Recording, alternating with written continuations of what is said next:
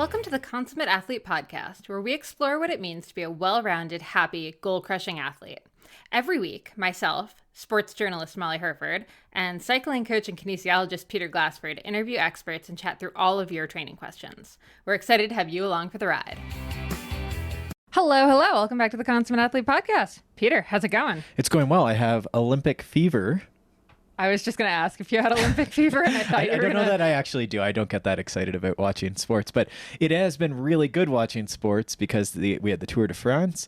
I don't know why I said France. It's really weird. I tried to make it French. I apologize. And then we also have the Olympics.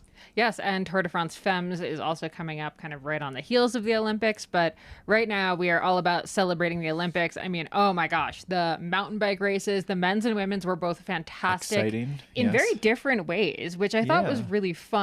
Well, the women's, we had PFP. She rode away. Yeah. But then the race for second and third was also very, very tight. Mm-hmm. And then in the men's, we had Tom Pitcock, who was the early favorite. He was away and then flatted and was back, and then he came back, and then it was very close at the finish. I won't spoil it. The most dramatic finish. If you missed it, just go back and just watch the highlights, watch the last 30 seconds. It's so good. And then, I mean, BMX was super interesting. As an American, you're really watching for Hannah Roberts to win. She actually had a crash and did not win. And you saw Canada had their first man, I think, who got into the competition. Oh my God, that's the most Canadian. But we were in the competition. That's the important thing. But, it seemed positive. Everyone seemed excited about how they did. And yeah, so upwards for there as far as BMX freestyle. Well, where I was also going was the U.S. also did end up with a silver medal from Paris Menegas. Wow. Who, I mean, you knew she was going to do well, but silver medal, just a huge accomplishment. So and just really wild. Cool to see. I started BMXing when I was younger, but every time I watch BMX, I'm always like, wow. It's just, triple tail whips over these massive gaps with a 360, and it's just unbelievable. Yeah. And of course, that all leads into the road race. If you missed it, American Kristen Faulkner, first women's gold medal in the road race in 40 years. Historic victory. So cool. Go back and watch the highlights if you didn't watch the race itself. But Kristen has been, someone I've been interviewing pretty much since she first really started. She turned pro. She's a former investment banker, which I absolutely adore. She started racing in New York with CRCA, which is a team that has a lot of good associations for me. I've known a lot of women who've raced for that team, a lot of really, really talented women who've come through that program. And now she is on EF Oatly Cannondale. That is the new name. I'm very proud of myself for remembering the new name and new sponsor. But we last talked to her on this podcast way back in 2020. And that was back when she was kind of just getting into the pro swing of things. We talked a lot about indoor training because she was still living in California at the time, still kind of doing some work with the investment banking space and doing a lot of her training kind of off hours, basically. So to go from that, and also some investment advice she gives for investing. Action packed. Yeah, episode. So many actionables in this episode. To go from that in 2020 to gold freaking medal in 2024, I can't even tell you how excited really I cool. was. Yeah, I mean, what a great story too, right? Of just sort of dabbling in the sport and then progressing through. And now you were telling me the Olympic road races is very exciting because it's different than some of the tour, the really professionalized stuff where there's no race radios, there's fewer teammates.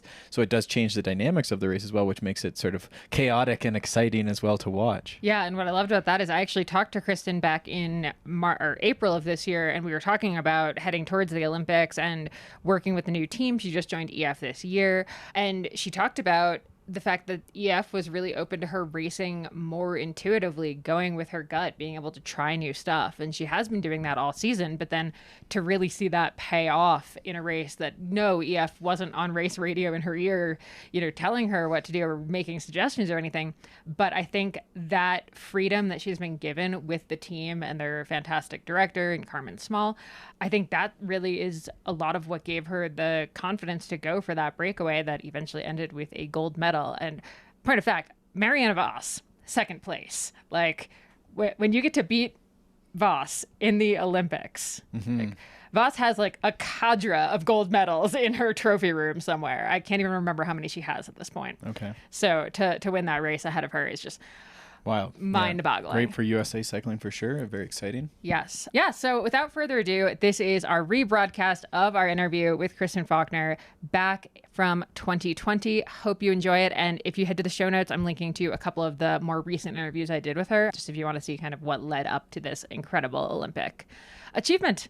All right. Without further ado, here's my chat with Kristen. Thank you so much for taking the time to do the podcast. I'm excited to talk to you. I haven't had that many like pro female road racers on in the past, actually. Oh, really? Yeah. Well, I'm a very new pro. They say neo pro. So this is just my first year on the team, but I'm excited to represent. Yeah. So, I mean, okay, let's get into it. Give me your sport kind of background, sport bio. Were you always athletic? Did you come to this later in life, or how did you end up in the neo pro category? Yeah. So athletics and sports, in fact, endurance sports more particularly, have kind of always been a part of my identity. I grew up as a swimmer. So I was born into a really small fishing town in Alaska. So it was kind of mandatory that every young kid learned how to swim. Fair enough. So I was 5 or so, and then competitively swam all throughout my childhood and through high school. And then in high school, I went to a boarding school in Massachusetts where I also learned how to row. And I did cross-country running and rowing and swimming because we had to do different sports throughout the year. And so then I ended up rowing in college. And then after college, I moved to New York City to work in finance. And I just really missed the team aspect of rowing and missed being part of a community. It was a relatively cutthroat job, and I just really wanted a team around me. And then I also missed the fitness component. And so I was working out on the elliptical one day in a gym, and I was like, this is just not for me. And so I tried running a marathon or training for a marathon and got injured. And one of my friends was like, I have an extra bike. Why don't you go try biking? And so I went out for an intro session and I was kind of just hooked. So that was kind of my path to cycling. But I have been an endurance athlete my entire life. And I can't imagine not being able to work out or exercise or even compete. I think it would just be I'd be missing the part of myself. Yeah, I get that. What is it about women in finance finding their way to cycling and triathlon? I feel like this is a weirdly common story. It's definitely a common story. I think the first thing is just the discipline, kind of the type A personality, the desire for competition, the desire to be your best, to push yourself. I also think there's something around kind of being the minority. I don't want to use the word minority, but finance is kind of a man's world. And I think it kind of takes a lot of grit to overcome that. And I think it's the same kind of grit that when you're in the middle of a race, you kind of just need to like put your head down and work hard. And so I think there's kind of ambition, hard work, grit, and the ability to kind of brush off any kind of BS that might come your way and just keep working. Yeah. So I think those are all aspects of it. But yeah, I think just the type A personality in general seems to attract both. Yeah. Or both it seem to attract the type A personality. Yeah, for sure. And then I have to ask because obviously being in finance, I imagine you're very, statistics and numbers oriented on that side. Do you find that you love like the techier side and like the numbers side of cycling, or do you actually shy away from it because that's what you do in your work life? I do enjoy analyzing numbers. I think, every day I come home and when I know my workout, I love to look at my Training Peaks data. I will say, I think sometimes it's necessary for me just emotionally to just not turn on my power numbers, not look at my heart rate, and just go ride for the sake of riding. Yeah. And I especially during the off season. But yeah, when I'm riding, I'm looking at my Garmin, for pretty much the whole time in an interval, just making sure that I'm hitting the numbers, my cadence is right, my power is right, my heart rate's in the zone it should be. I think I tend to, I really like to understand the why behind the numbers. And so, if I'm not feeling well one day, I want to look at my numbers and understand, why might that be the case? Sometimes it helps give me a little break because I'm like, oh, maybe I'm overtrained. Or sometimes when my numbers are really great, I'm like, okay, well, let's try to understand why that might be. So I think it just it gives me a peace of mind sometimes to look at the numbers so I can understand the why behind what I'm feeling. Yeah, that makes sense. And then the other thing I was thinking about as you were talking about, balancing these two things is like the balance of being competitive. I mean, while being competitive is like obviously an awesome thing, and let's, any of us in the endurance world, are competitive at some point. How do you balance, the competitive drive with cycling, the competitive drive with work, with just like being a normal person, I guess? Yeah, absolutely. No, it's a completely valid question. So I worked in New York, and one of the reasons I chose to start cycling was it felt like a much more team-oriented sport than what I had at work, and also than say training for a marathon or something else. And so, or even triathlons. And I actually considered, doing all of those, but cycling felt like the most team oriented. I actually tried rowing, but I had to commute like an hour and a half each way to the boathouse, and working in my job in New York, I was like, it's not going to work getting up at 4 a.m. every day and doing that. And so when I had that pretty competitive job in New York, I actually felt like cycling was an outlet for me because it was just a really great community and team to be a part of. And then after 2 years in that job, I really wanted to be in a work environment that was more collaborative. And so I actually switched companies. I moved to California, and I specifically chose the company I'm at now. It's called Threshold Ventures. And it's a small team. It's very team oriented. Everyone works together on projects, and it doesn't have at all the kind of cutthroat competitive vibe that I had previously. And that was something I sought out because I realized pretty early on, kind of post-college, how important it was to have a team around me. And even in cycling, I think with COVID, like one of the things that has been really hard on me is not having that team and community aspect. So, so there's that. And then I think just in terms of the competitiveness, in terms of, working hard towards a goal and always striving for something next, I think I definitely need to give myself a break every now and then. It's something I'm actually working on getting better at, is just relaxing and being okay, not always trying to hit numbers or, trying to hit a deliverable. But I think, that riding with people who aren't necessarily in my category, or just riding with friends, it really takes away some of the intensity aspect of training. So I only do interval training with numbers, maybe 3 days a week. And then the other days it's, a long endurance ride where I try to ride with friends, or it's a group ride at noon where it might be punchy and competitive, but it's at the end of the day more community oriented. So I just find that having people around me in a team and a community where it doesn't feel as individual makes it doesn't seem competitive. It seems like we're all working towards the same goal of becoming better together.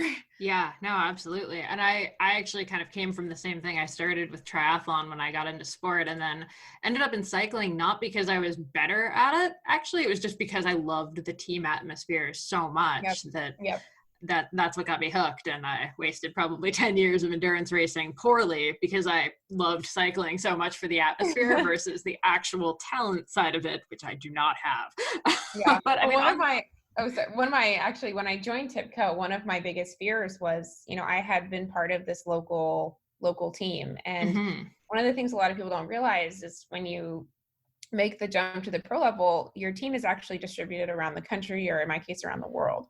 And so you don't have that same local community anymore as part of your team. Yeah. And that was actually a really hard transition for me, because I was used to just hitting up the team for, team rides, team practices, all these things that I'd been used to in cycling. And I can still, call them up and going rides with them, but it's different when they the local team will organize, team rides, and I'm not part of that anymore. Right. And so it actually was a transition that I had to make. And it was hard at first because I felt like I had lost a community. I gained a new one, but it was very different. It was more virtual. Yeah. And especially with COVID, like we haven't really been riding together at all with the new team. So it is interesting kind of how the dynamics of socializing really play a role in cycling. Yeah, for sure. And that was actually exactly what I wanted to ask you about is, so I was lucky, I found cycling in college, so I had a collegiate team to jump onto. And then from there, it just kind of spirals. You sort of follow where they end up and goes from there. But how do you find a team, or how did you find a team sort of coming to it post college? Yeah, so I had a team in New York. So actually the way I got into cycling, so I had borrowed my friend's bike and I didn't know how to clip in to pedals. And I saw these people biking around Central Park and they just looked pretty intense. And so I was like, well, maybe I should go learn to clip in and learn how to properly cycle. And I had biked growing up just for fun, around town, but I didn't know anything about proper cycling. So at this intro session, I kind of learned what bib shorts were and what clip-in shoes were and, all the, what a base layer is and all these things. And so they, in New York, they have this really great cycling community called CRCA, and they host sessions for beginners. And they actually host a women's specific beginner session. So that's what I showed up for. And they had us do some drills. They taught us how to, ride in a straight line. And then at the very end of one of the sessions, they actually just had us, they're like, go sprint, sprint to that line. And so we all just did that. And one of the women came up to me and she goes, hey, you're a good sprinter. You're fun to talk to. Like, why don't you come try out for our team? And at the time I didn't really realize that cycling was as team oriented. Like I had known a little bit, but I chatted with her, I chatted with the team coach, and that was the team Dave Jordan, which I ended up racing for 2 years in New York. And actually about a year and a half. And so that's how I got looped into that team. And from there, when I left New York, I was moving to California and I didn't know anyone in California who cycled. And so I actually reached out to someone who had been on my New York Dave Jordan team, who I didn't know, but had moved to California a few years before me. And she introduced me to a coach out here. And then the coach out here introduced me to a team out here. So it was kind of through a little bit of networking and meeting people and asking for some information. And that's just a really good lesson I learned in general with life, is just to, people out there are more knowledgeable than you, just lean on them for support and advice and recommendations. And usually you'll land somewhere better than if you just try to do it completely on your own. So that's how I found the team here. Yeah, I think that's something a lot of new cyclists miss, because they get, really nervous or intimidated about the idea of showing up for even the beginner friendly rides. Like, it's still kind of scary, especially, if you show up and you don't have the bib shorts or, the right kind of bike or the shoes with, the clip-in pedals or all that kind of stuff. But I think, like, showing up is 90% of the battle at that. And, usually people are happy to help as soon as you're there.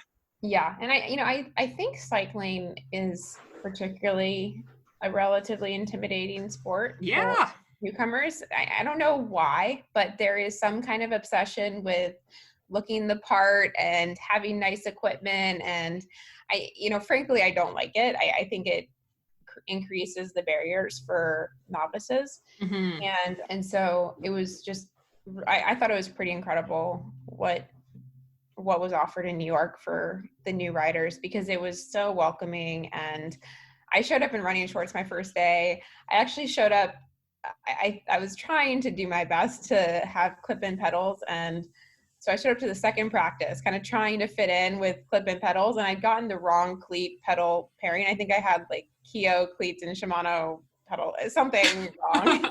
And I couldn't clip in, and I was like, oh my goodness, this is so embarrassing. And so there was, a woman who was really nice and showed me, but I feel like there are a lot of technical aspects to getting into riding. And for someone who just doesn't know anything about cycling and doesn't grow up around it, it can be really intimidating to make that first step.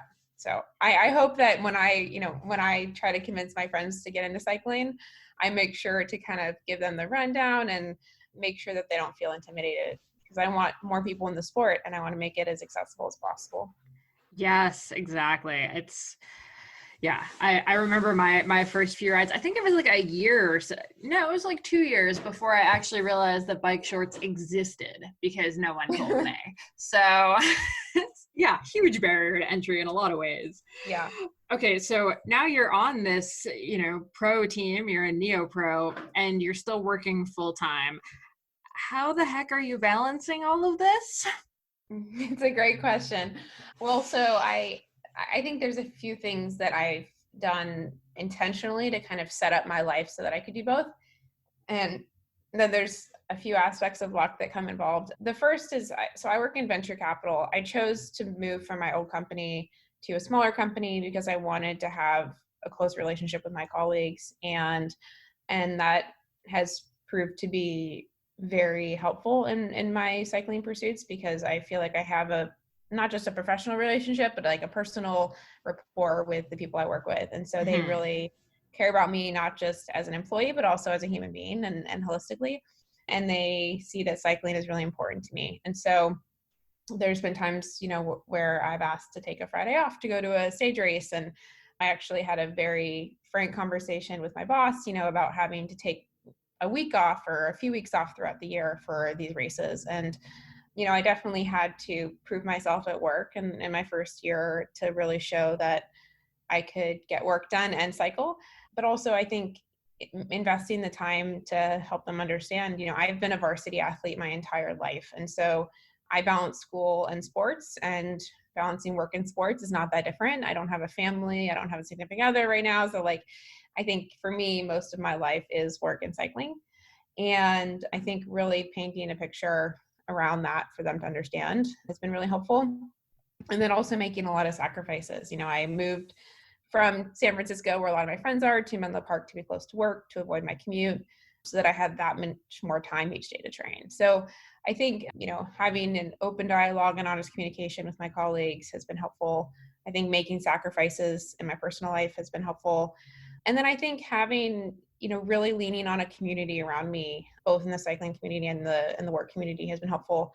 There's, small anecdotes, like I do the stall ride most Wednesdays, and I had a work phone call in the middle of the day, and I was planning to just dip out of the stall ride and take it from a coffee shop.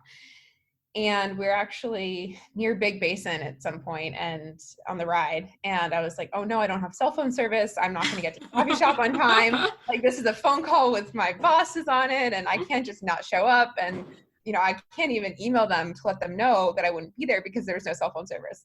And so, and my bosses knew I was on the stall ride. Like, I'm very transparent with them, but I think, sometimes they forget, like, if I don't show up to a meeting, they're not just going to automatically remember that it's because I might be in the woods, without cell phone service. Right. So, I told the people I was riding with, I was like, oh no, this is happening.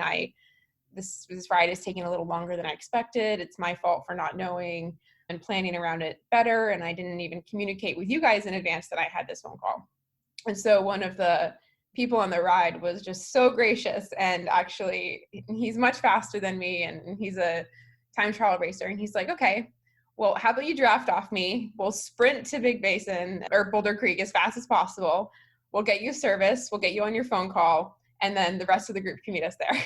And so that's what we did. Oh my gosh. And it was just so generous to have someone else from the cycling community who understood what I was trying to balance, and then really go out of their way. And also basically time trial for 30 minutes to make sure that I could get this phone call on time. So there's small things like that where I find that I will sometimes get myself into a bind, and just making sure that the people around me, support me and know what I'm going through, and leaning on them when I really need them has proved really helpful.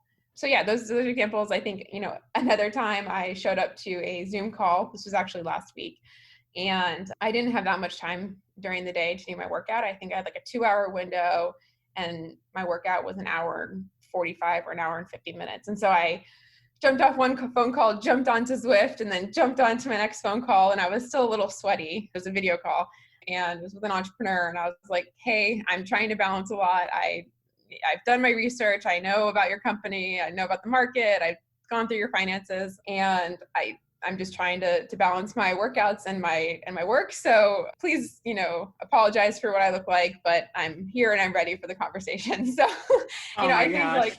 like there's times where it's not perfect. It's really not. And I haven't, there's plenty of times where I don't show up with perfect hair and makeup and dress and, ready to work with my binder. It's not pretty like that. But at the same time, I do think that there are a lot of synergies between the two. There was a physical therapy company that I was working with for cycling, and I was having some back pain. And we almost ended up investing in the company at work because I had discovered it through cycling. So there's kind of some synergies like that. But yeah, I would say that there's a lot of factors that have gone in that I've had to really work hard over the years to make the two work together, because in the beginning they didn't. And there's still so much I'm figuring out. Like, maybe rather than catching up with another venture capitalist over coffee, I can catch up with them over a easy bike ride. Things like that, where I'm trying to blend the two a little better. I've come a long way over the last year and a half of making them both work, but I still have a long way to go. So that's a quick answer. Yeah, no, I love that. And okay, so I have to ask, because I think a lot of people are actually dealing with this, like on Zwift, and now I have to get on Zoom for a call. How do you handle like the mental shift from being like all in on your workout to like, boom, now I'm all in on this phone call? Because I think a lot of people are struggling with that big time now that they're working from home and their office is also their like workout zone and their gym and their childcare and everything. Yeah, no, it's definitely hard. I mean, I actually think it's really important to compartmentalize the two, because the last thing I want is to be joining a Zoom call and thinking about my workout, Totally. So there's a few things I've done that are very intentional. So I have my office in a very different room from my Zwift setup. And so there's kind of the physical change where when I switch rooms, then it just looks and feels different. And but at the same time, like there is a blend. Like if I have a Zoom call right after my workout, I will be drinking my protein shake during the Zoom call. I'm just picturing you putting it in like a normal like coffee mug thing, so it looks like you're like a Starbucks cup or something. Like, oh yeah, it's just my normal coffee, not a weird protein shake. I have done that. I have also had Zoom calls where, if it's a 12 p.m. or 12:30 p.m. Zoom call and I have Zoom calls for the next 2 hours, like I will eat on one of my Zoom calls, and I will tell them in advance. I'll try to figure out the Zoom call that makes the most sense for, but I'll put myself on mute and I'll be like, hey, it's a long day. Like I need to, I'm eating my lunch during this call. I hope you don't mind. Or I will intentionally schedule, calls with my colleagues to be during lunchtime so that I maybe feel more comfortable eating in front of them than say an entrepreneur. And so, on a really busy schedule, I'd have to make time for that. And then there's also been Zoom calls where like I have one of these roll recovery things for my legs to help, and I was like, if I can't be on a foam roller, what can I do if I'm sprinting from a workout? So, there's been times where I am like trying to roll out my legs during a Zoom call and it's like sometimes hard to make time for recovery, I think, when I'm jumping back and forth between the two. So I do what I can while being respectful, and it's not perfect.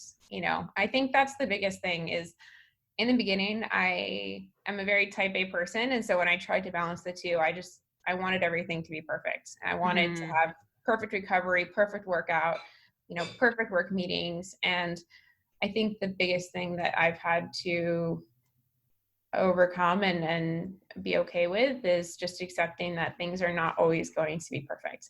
And I also let people know in advance, like, hey, is it okay if I eat during this call? Or is it okay if I do X, Y, Z? And, checking in with people, accepting that it's not going to be perfect. And then, making sure that I prepare well in advance. So if I have a call that I need to do research for, I'm not going to wait until, I'm warming down on my trainer to do that research. I'm going to get up and I'm going to do the research in the morning, and so preparing as much as I can before also has really helped. Yeah. But those are just, I'm still learning too. Like this work from home is new to all of us. Yeah. And so there's a lot of things that I I am still learning too as we go. Yeah. And I mean, on that note, it sounds like, being the type A personality, and I definitely feel this, how are you figuring out how to like turn off? Because I mean, between training and working from home, I think, I definitely am. And I know a lot of people struggle with like, where's the line between like me as a person who just wants to watch a couple shows on Netflix at night and me trying to get like one more email sent? Yeah, I am not the best role model for this, but it's actually, I think that working from home has actually, in some ways, forced me to make time for myself. I think in the past, I would sometimes leave work and then I would drive home and then I would actually do more emails at home. And now, because I'm not commuting, I'm not making that kind of geographic shift, I have to force myself to make more personal time and set it aside. And just a few small examples, like we used to get food at work, lunch, whereas now I have to make lunch. And so, and so I'm living with my brother right now, but before I had a roommate. And one of my things was where if I had half an hour in the day or 45 minutes, I would make sure that I set that time aside to make lunch and actually sit down and eat it and really enjoy it and talk with my brother or, Zoom with a friend or do something that was just not work. And sometimes I would go on a walk and I'd call my friend. And so really setting aside a chunk of time when I have it during the middle of the day to just take that break has been really important. I also would say that because I don't have to get ready in the morning to look nice, at least for the most part, I have a little bit more time in the morning to, sometimes I will spend 5 minutes meditating, or I will spend a bit more time maybe calling a friend, or just setting aside a little bit more personal time for myself in the morning. Mm-hmm. And then in the evenings, I do the same thing with meals, like for dinner. Like we'll cook a good dinner, I'll enjoy it. And I never used to watch TV ever. But at night, I will now a few times a week just watch one episode of a show. And it really helps me wind down. So I think really making sure that I'm intentional about setting that time for myself. Mm-hmm. And when I do have to do something personal, like cook a meal, I make sure that I enjoy it and that I treat it as something that is for me, not just a chore. And so I think the intentionality and then kind of the attitude at which you're approaching it also has really helped me make personal time.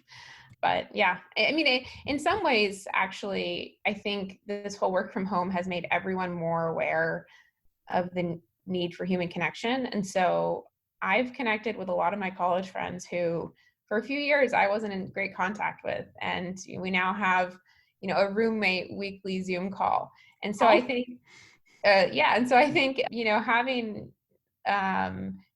because everyone is experiencing this, there's actually, I think in some ways, I don't want to use the word peer pressure, it's positive peer pressure. But if people are inviting me to, a group Zoom call of my old friends or my old team or whatnot, that also allows me to create space that I might not have done on my own before.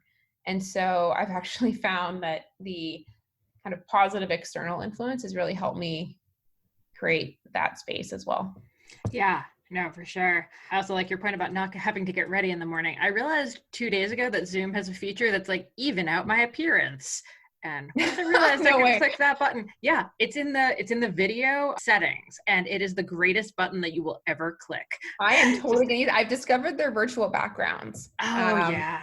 Which I 100% use for my work calls, because especially, if I have like a foam roller in the background and stuff like that, fortunately I don't have kids. I had a work call the other day, and the woman, apparently her kids were upset that she wasn't giving them enough attention during, while she was home. And so they came in and started tickling her toes during the Zoom call. Oh my gosh. So I'm very lucky that I don't have, those distractions. But yeah, I need to try out this image evening feature. Yeah, it's genuinely the greatest thing on earth. It was like the best discovery I've made in the last 2 weeks.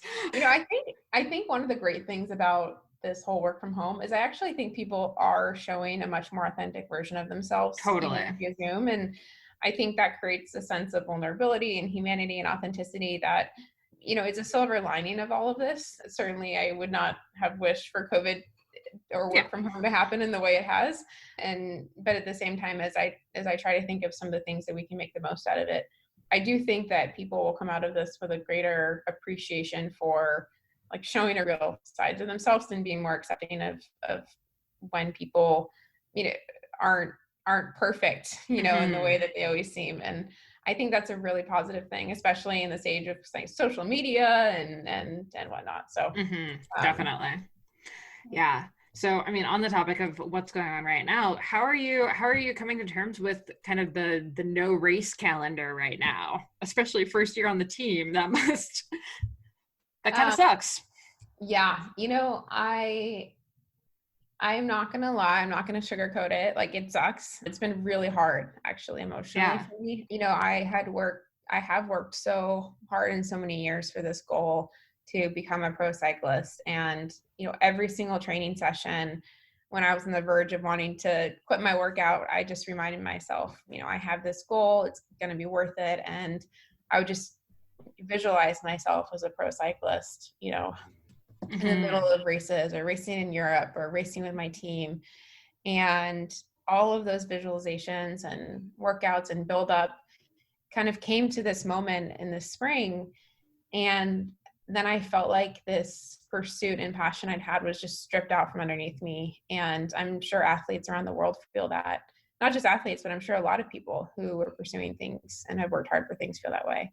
And, especially when it's something that is a priority for me. I think my family is my priority, and then I have cycling and work and, everything else. And it does take a really big hit to kind of my emotional wellness, I would say. And I've had to lean on a lot of people for support, and it's been hard. Like, I don't want to sugarcoat it. Like, it's really hard.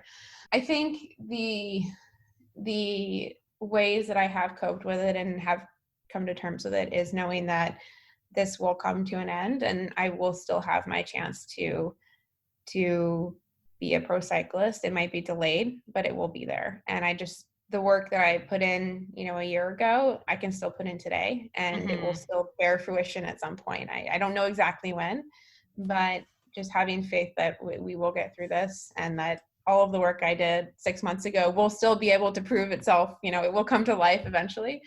I think it's helped me. I think making new goals for myself. I might not be able to compete in certain races, these few months, but there are new goals I can create. I can try to win certain Zwift races. I can try to get some QOMs on Strava. I can, try to build my, balance muscles and do more core exercises so that I'm better at balance. I've gone more into gravel riding and trying to kind of broaden my skill set. If I can't practice riding in groups, well, then I'll practice riding in a different area of cycling that can still improve my skill set. And so, setting different goals has also been helpful. And then I think also taking this time to make space for things that I didn't make space for before. And by that, I mean, when I was intensely training, I think I neglected some of my relationships with friends. I would spend my whole weekends on these long rides, and I didn't see my friends as often. And so realizing that, I can use this space to really call my friends all the time and Zoom with them and make, kind of virtual plans with them and catch up on other things in my life that are really important to me, but that I maybe wasn't investing in 6 months ago. And so, I think all of those have really helped. Yeah, we actually just had Catherine Pendrell on, and she's 3-time Olympian, 2-time mountain bike world champion, and this was going to be her last year of World Cup racing theoretically, and her last Olympics. And she said, really similar to you, she's kind of shifted the goals. And the big thing that she kind of was pointing out is it's an endurance sports like cycling, it's still going to be there next year. Like Mm-hmm. racing is not canceled forever. And, you know, the endurance and fitness and stuff is going to last for another year. Like, Yeah, it's true. And the skill sets, you know, the yeah. skills of being able to balance on your bike and build your core. And, you know, I've tried practicing more no hands or practicing on my rollers and, you know, doing more skill-based things that I know will help me in the long run. Yeah, for sure. And then everyone is doing Zwift right now. So I have to ask, what's your Zwift setup look like? Oh man, I'm probably not as much of an avid Zwifter as a lot of cyclists. So we have our Four Eyes trainer through Tipco that we use. And I also have the Tax Neo. So I spend a lot of time in my brother's place and my place. And so I actually have a trainer in each place. Nice. I have a big screen TV in front of me. And what else? I think it's pretty similar to everyone's, you know, the towel and my multiple water bottles and my favorite food nearby, snacks. I have this massive fan that I have needed, especially with the heat here in California. But, you know, to be honest, I only Zwift probably once, maybe twice a week during COVID. I try to get outside, at least kind of open space by myself when I can. And even just for a little bit, I think connecting with cycling and getting some vitamin D has just been really helpful for me. And then when I'm not on Zwift, sometimes I will do workouts still on the trainer, but, you know, sometimes I'll listen to music or I'll do other things. But Zwift, I was not a Zwifter before COVID. And I would say, even though I don't do it every day, I've definitely converted to being a Zwift enthusiast COVID. And it helps that they have all these races, and, you know, pretty much any hour of the day you can join a ride or a race or, you know, any skill level, any goal.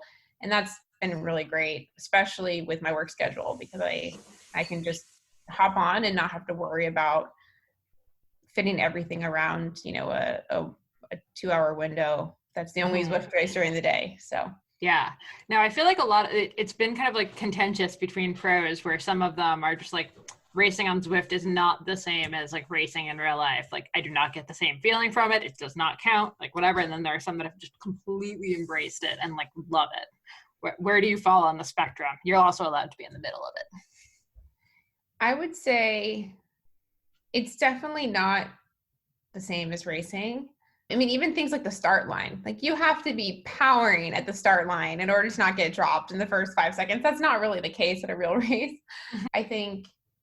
But at the same time, you know, what I find I need during COVID is in some ways just the adrenaline rush of a race. And Zwift does give that. It doesn't give, I mean, so much of what I love about cycling is being outside and seeing the beautiful scenery and feeling the wind on my face. And those things are such a big part of my passion for cycling. And so Zwift doesn't give me those. But it does give me, you know, the punchiness of racing, kind of the unexpected, you know, someone sprinting when I don't expect it, and having to chase people and having to go from a downhill to an uphill and change my power. And so there's trying to respond to when other people make attacks, you know, all of those things are still on Zwift. And so I would say they're kind of a dampened down version of a real race. And yet during COVID, when that's all we have, it feels amazing to be able to have that. You know, it's incredible. And so compared to not having Zwift, it is absolutely incredible. And I think it's a godsend that we have it during COVID. Yeah, for sure. But, you know, there's nothing that compares to a real race in my mind. Totally. And then, okay, you mentioned gravel and you're kind of starting to dabble in that. Any tips for sort of shifting from the road to gravel? Because I feel like that's what a lot of people are doing right now. And, you know, it's not the same. It's not just like, oh, the tires are bigger. That's about it. No, it's a different animal. Yeah, absolutely. So the first thing I would say is, you know, talk to people who do ride gravel, ask for some tips. And I was fortunate in that I started riding gravel right before COVID. And so I had the chance to go out and ride with some people who could give me tips on the spot. but I think it requires a lot more core balance because, the surface underneath you is just not as even. I think it requires slightly, I don't want to say faster reaction times, but, in road racing, you have to react to the people around you. In gravel, you kind of have to react to the ground underneath you. And so it's still kind of a similar reaction time. Like you have to be willing to react to things, but you're reacting to different things. And so you just have to change your focus a little bit in kind of how you are interacting with your surroundings.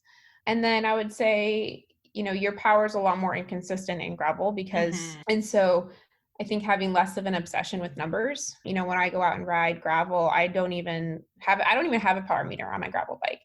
And so what I'm really focused on is not trying to hit a sustained 20-minute power. What I'm focused on is trying to, maintain my balance and feel very one with my bike and, mix up the terrain a lot more. And so it's just a very different experience that way. And just, I use gravel as a way to, at least right now, just to kind of escape from the monotony of, indoor training. And then I would say, it's much more endurance based. It's not as team oriented. And so I find gravel to be in some ways time for me to just rejuvenate and reconnect with nature. And it is a social thing though, outside of COVID, even though you're not riding necessarily with team dynamics, it's much more inclusive in that there's a lot more mass start gravel races that are all genders, all ages, all skill levels, one mass start. And so I think that's a really exciting aspect of gravel. So yeah, I would say if you want to get into gravel, talk to people who are experienced with it, work on your core, and then just go out and get used to riding it because it's different. And maybe start with some easier routes because you can fall over, I think, a little easier in gravel. Yeah, definitely. And I think you're right about the pace and the numbers and stuff. Like a 50-mile gravel race is going to be very different than a 50-mile road race, absolutely, time-wise. And I think that's actually where I've screwed up in the past, for sure. Where I'm like, oh, it's 70K, I can do that, like no problem. And then it's like, oh, right, it's like 1.5 times as long as a road race. Time-wise. I've also found that I've had to improve my mechanic skills because if you are on the road and something totally breaks down, worst case you can call a friend, call an Uber, have to pick you up. In gravel, you could be in the middle of nowhere or at least 10 miles from the nearest road, and you have to be a lot more self-sufficient. And so I would say if you want to go on gravel rides, especially during COVID, really make sure you know how to change a flat tire, plug a tire, assess your derailleur, and, make small adjustments as needed because you are much more on your own. Yes, absolutely. Oh, amazing. So, okay, I guess last thing is just where can everyone find you and follow along with your various indoor and outdoor adventures at the moment? Yeah, I'm not the most social on social media, but my Instagram is Arctic Fox. Arctic because I'm from Alaska, and Fox because my last name is Faulkner, and everyone in college called me Fox. So that's at ARCTICFAULKS. You can also follow Team Tipco SVB on Instagram. And then on Facebook, I'm just Kristen Faulkner. And I don't think there's any published results that you can follow, lately. And then on Zwift, I'm also Arctic Fox. So those are probably the channels where you'll see me the most. Awesome. And feel free to direct message me as well if you just, have any questions about cycling or anything like that. I love to support new riders and meet new riders as much as possible. So. Oh, I love that. Well, thank you so much for taking the time to chat in what seems to be a very, very busy life. It was really fun catching up with you. Thank you, Molly. Really appreciate the time. Thanks so much for tuning in to the Consummate Athlete podcast. If you want to hear more training, racing, and endurance sport advice, make sure you subscribe to the podcast and leave us a rating and review. You can also subscribe to our newsletter at consummateathlete.com for a weekly dose of inspiration and advice straight to your inbox.